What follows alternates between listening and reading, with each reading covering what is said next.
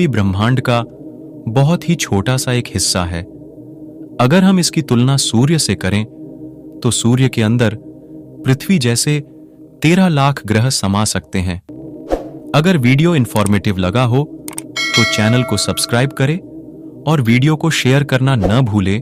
ब्रह्मांड में मौजूद गैलेक्सी को हिंदी में आकाश गंगा के नाम से जाना जाता है। इसके अलावा गैलेक्सी का संस्कृत नाम मंदाकिनी है। हमारी आकाश गंगा का मिल्की है। अंतरिक्ष में अंतरिक्ष यात्रियों द्वारा पहने जाने वाले स्पेस सूट की कीमत लगभग 120 लाख डॉलर या इससे अधिक की होती है। पूरे ब्रह्मांड में सबसे ज्यादा जटिल चीज मनुष्य का मस्तिष्क है, जिसे जितना समझो उतना ही कम है। मनुष्य के मस्तिष्क में अरबों की संख्या में न्यूरॉन्स मौजूद है, जिन्हें समझना बहुत ही जटिल कार्य है। अंटार्कटिक महाद्वीप एक ऐसा महाद्वीप है जहां पर घास नहीं उगती है, क्योंकि यह पूरा महाद्वीप बर्फ से ढका हुआ है। यहां पर प्राकृतिक रूप से किसी भी तरह की घास मौजूद नहीं है। ब्लैक होल का गुरुत्वाकर्षण इतनी अधिक शक्तिशाली होता है कि वहां से प्रकाश की एक किरण भी अंदर नहीं जा सकती है। अगर कोई भी एक बार ब्लैक होल के अंदर चला गया तो वह फिर कभी भी वापस नहीं आ सकता है। अगर वीडियो इंफॉर्मेटिव लगा हो तो चैनल को सब्सक्राइब करें और वीडियो को शेयर करना न भूलें। सन 1977 में 72 सेकंड के लिए वैज्ञानिकों को एक ऐसा रहस्यमयी सिग्नल मिला था जिसका आज तक भी यह नहीं पता चल सका कि यह सिग्नल किसके द्वारा भेजा गया है। इस पर कुछ वैज्ञानिकों का ऐसा मानना है कि यह सिग्नल एलियन द्वारा भेजा गया था। आकाशगंगा पूरे ब्रह्मांड में फैली हुई है। अगर आप 1 मिनट में 100 तारे गिन सकते हैं तो आप ब्रह्मांड की सारी आकाशगंगा को 2000 साल में गिन सकते हैं। इस बात से यह अंदाजा लगाया जा सकता है कि ब्रह्मांड में मौजूद आकाशगंगा कितनी बड़ी है। हम जिस ब्रह्मांड को देखते हैं वह पूरे ब्रह्मांड का सिर्फ 5% ही है। ब्रह्मांड के 2 सबसे बड़े रहस्य, पहला डार्क एनर्जी और दूसरा डार्क मैटर है। ब्रह्मांड में मौजूद अब तक का सबसे बड़ा तारा UV स्कूटी है। यह तारा सूर्य से भी 1700 गुना अधिक बड़ा है।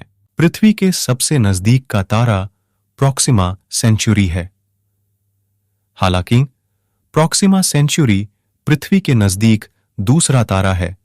पहले नंबर पर सूर्य आता है। आकाशगंगा पूरे ब्रह्मांड में फैली हुई है।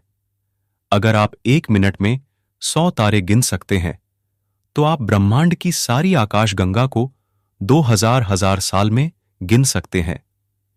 इस बात से यह अंदाजा लगाया जा सकता है कि ब्रह्मांड में मौजूद आकाशगंगा कितनी बड़ी है। आईएसआरओ का भारत में स्थानांतरण सेंटर SDSC एकमात्र संस्थान है जो विभिन्न उपग्रह लॉन्च करता है और भारत के राजधानी दिल्ली से लगभग 70 किलोमीटर दूर है। इसरो ने सफलतापूर्वक चंद्रयान 2 मिशन को शुरू किया था, जिसमें पहली बार किसी देश ने चांद के दक्षिण पोल पर लैंडर प्रक्षेपित किया था। इसरो ने भारत के बिना मानव अंतरिक्ष यात्राओं में भी योगदान दिया है, जैसे कि रूस के सहयोग से साथ होकर चंद्रयान 1 मिशन को सफलतापूर्वक चलाया था। इसरो ने भारत के लिए स्वदेशी उपग्रहों से विभिन्न विज्ञान और तकनीक क्षेत्रों में अध्ययन के लिए अंतरिक्ष अनुसंधान केंद्रों की स्थापना की है। आईएसआरओ ने विभिन्न वैज्ञानिक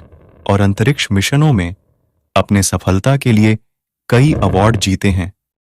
इसरो का उपग्रह मंगलयान इंडिया का पहला मंगलयान है जो सफलतापूर्वक मंगल ग्रह पर पहुंचा था।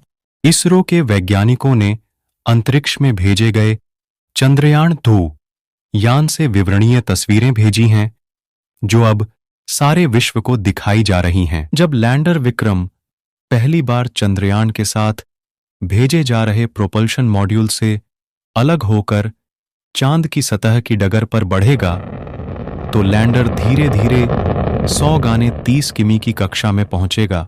आयुर्वेद में आंतरिक और बाह्य उपचारों के लिए विशेष रूप से योग, प्राणायाम और ध्यान का उपयोग किया जाता है। JF-17 के नाम पर कबाड़ बेच रहे चीन पाकिस्तान। पूरी दुनिया में जंग फाइटर की थू थू चीन और पाकिस्तान JF-17 लड़ाकू विमान को दुनिया भर के गरीब देशों में बेचने के लिए एड़ी छोटी का जोर लगा रहे हैं। लेकिन अब तक के इस विमान के खरीदार देश JF-17 के प्रदर्शन से खुश नहीं हैं। कई खरीदारों ने शिकायत की है कि JF-17 की मेंटेनेंस काफी ज्यादा है। JF-17 का ब्लॉक 3 वेरिएंट बना रहे चीन और पाकिस्तान और चीन अब JF-17 के ब्लॉक 3 वेरिएंट को भी विकसित कर रहे हैं। दावा किया जा रहा है कि JF-17 का ब्लॉक 3 वेरिएंट अमेरिका के F-16 के बराबर ताकतवर होगा। भारत के राफेल से तुलना करते हैं पाकिस्तानी एक्सपर्ट। पाकिस्तान के डिफेंस एक्सपर्ट इस विमान की तुलना भारत के राफेल विमान से करने लगे थे। हालांकि उनके दावे की पोल ग्रीस के एक मीडिया वेबसाइट पेंटोपोस्टेग्मा ने 2021 में ही खोल दी थी। घटिया लड़ाकू विमान है चीन पाकिस्तान का। JF-17 पेंटोपोस्टेग्मा ने बताया था कि जिन काबिलियतों को लेकर JF-17 को बनाया गया था वह हकीकत में काफी दूर की कौड़ी है। यह एक लो कॉस्ट लड़ाकू विमान है जिसे चीन के घटिया एवियोनिक्स और हथियारों के साथ विकसित किया गया है। चीनी वायुसेना में शामिल नहीं है JF-17 लड़ाकू विमान। पाकिस्तान प्रचार करता है कि यह विमान अमेरिकी F-16 के मुकाबले का है, जो भारत के राफेल का भी मुकाबला कर सकता है। लेकिन कथित रूप से इतना शक्तिशाली होने के बावजूद चीन ने अपनी वायुसेना में JF-17 को शामिल नहीं किया है। चीनी वायुसेना में शामिल नहीं है JF-17 लड़ाकू विमान। पाकिस्तान प्रचार करता है कि यह विमान अमेरिकी F-16 के मुकाबले का है, जो भारत के राफेल का भी मुकाबला कर सकता है। लेकिन कथित रूप से इतना शक्तिशाली होने के बावजूद चीन ने अपनी वायुसेना में JF-17 को शामिल नहीं किया है। JF-17 के निर्माण के पीछे छिपी है चीन की चाल। JF-17 को बनाने के पीछे चीन की चाल कुछ और ही है। चीन इस विमान को पाकिस्तान के जरिए गरीब देशों में निर्यात का सपना देख रहा है, क्योंकि दुनिया को उसके बनाए हथियारों पर कम ही भरोसा है। चीन पाक ने JF-17 को क्यों बनाया? पाकिस्तान ने कारगिल युद्ध में अमेरिकी F-16 के इस्तेमाल पर लगी रोक से तंग आकर चीन के साथ एक लड़ाकू विमान के निर्माण का समझौता किया था। इसके बाद दोनों देशों ने साथ मिलकर एक सस्ते, हल्के और हर मौसम में उड़ान भरने लायक मल्टीरोल लड़ाकू विमान को विकसित किया। JF-17 में लगा है रूसी जेट इंजन। JF-17 में चाइनीज एयरफ्रेम के साथ पश्चिमी देशों की एवियोनिक्स और रूसी क्लिमोव RD-93 इंजन लगा हुआ है। इसके लगभग 60% पुर्जे विदेशों से आयात किए गए हैं, जिसे बाद में सिर्फ असेंबल किया गया। JF-17 की ऑपरेशनल और मेंटेनेंस लागत काफी ज्यादा। पाकिस्तान एयरफोर्स ने भी यह पाया है कि आधुनिक हथियार प्रणालियों की तुलना में JF-17 विमानों का संचालन और रखरखाव लागत बहुत अधिक है, जिससे इस विमान को लंबे समय तक उड़ने योग्य बनाने के लिए इसके ऑपरेशनल कॉस्ट को कम करने की जरूरत है। JF-17 को लेकर चीन ने पाक पर डाला था दबाव।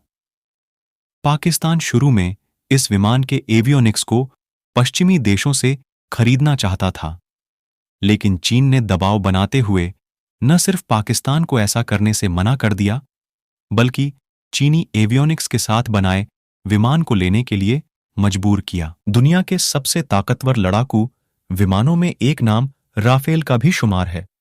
अब यह भारत के रक्षा बेधे में भी शामिल हो गया है। भारतीय सेना के पास ऐसे 36 विमान हैं जो किसी भी परिस्थिति में दुश्मन को मुंहतोड़ जवाब देने में एकदम काबिल हैं। आइए जानते हैं राफेल के ऐसे फैक्ट्स के बारे में जो इसे चीन के JF-17 और पाकिस्तान के F-16 से ताकतवर बनाते हैं। राफेल 24,500 किलो भार ढोने की क्षमता रखता है, जबकि बिना किसी भार के इसका वजन 6,500 किलोग्राम रहता है। वही चीन का JF-17 खाली होने पर लगभग 6,800 किलोग्राम और पूरा स्टॉक व सशस्त्र होने पर अधिकतम सिर्फ 1,200 किलोग्राम वजन ढो सकता। उधर अमेरिका द्वारा पाकिस्तान को दिया गया F-16 पूरी तरह स्टॉक होने और सशस्त्र होने पर लगभग 21,000 किलो का भर उठा। कॉम्बैट रेडियस एक अधिकतम दूरी होती है जो कोई लड़ाकू विमान सामान्य भार के साथ अपने बेस से दूर उड़ सकता है और बिना ईंधन भरे वापस आ सकता है। इसमें सभी सुरक्षा और परिचालन जरूरतों को ध्यान रखा जाता है। भारतीय वायुसेना द्वारा खरीदे गए राफेल की कॉम्बैट रेडियस 1,850 किलोमीटर के आसपास है।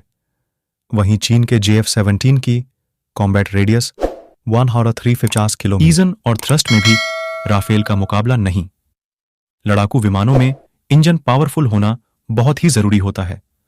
बात की जाए राफेल की तो इसमें ट्विन इंजन है जो प्रति इंजन 50 किलोन्यूटन से 75 किलोन्यूटन अर्थात कुल 100 से 150 किलोन्यूटन थ्रस्ट पैदा करने में सक्षम है।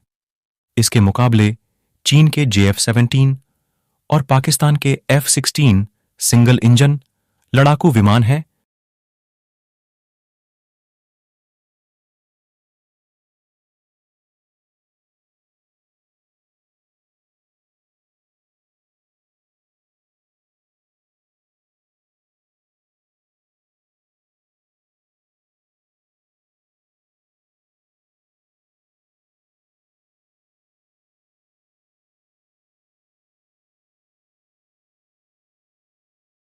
फ्यूल कैपेसिटी भी बेजोड़ DDH। फ्यूल कैपेसिटी किसी भी लड़ाकू विमान में बहुत महत्वपूर्ण भूमिका निभाती है। भारत के राफेल की इंटरनल फ्यूल कैपेसिटी 4.7 टन और एक्सटर्नल फ्यूल कैपेसिटी 6.7 टन तक है, जो लंबी उड़ान भरने के लिए बेहद जरूरी है। इसके मुकाबले चीन के JF-17 की बात की जाए तो उसकी इंटरनल फ्यूल कैपेसिटी राफेल से लगभग आधी यानी 2.3 टन है।